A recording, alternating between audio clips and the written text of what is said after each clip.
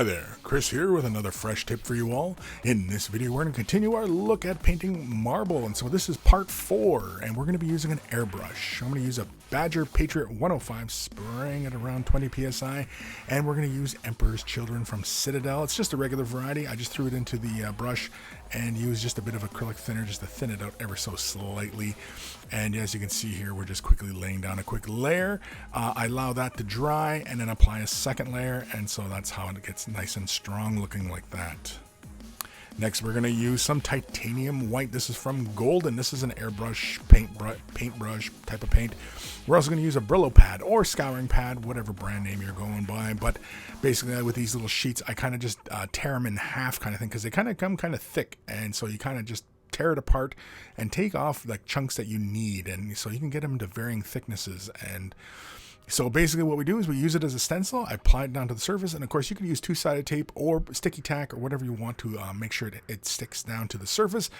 But I'm just using my hands here because, again, it's kind of a small surface, and I begin spraying on top of it. And look at that, you get a fancy little marbling type of pattern once you pull the stencil away. So I just simply rotate the shield around, grab the Brillo pad, and spray another area, and to get other varying interests. Now, the tighter you have the Brillo pad to the surface, the much finer veining you're going to see, versus if the Brillo pad is a little further away, you will get a bit more misting and fogging.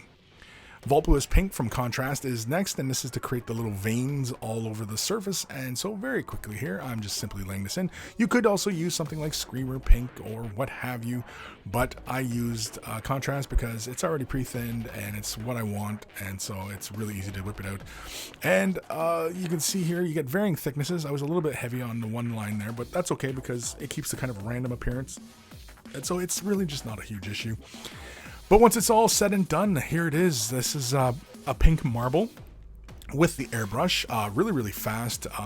Took no time at all to create this effect. So if this is something you want to do, by all means, give it a try and, enjoy. Huge thank you to all my patrons. Without their support, these videos would not be possible. If you're considering Patreon support, a huge thank you. There are varying tiers to support at.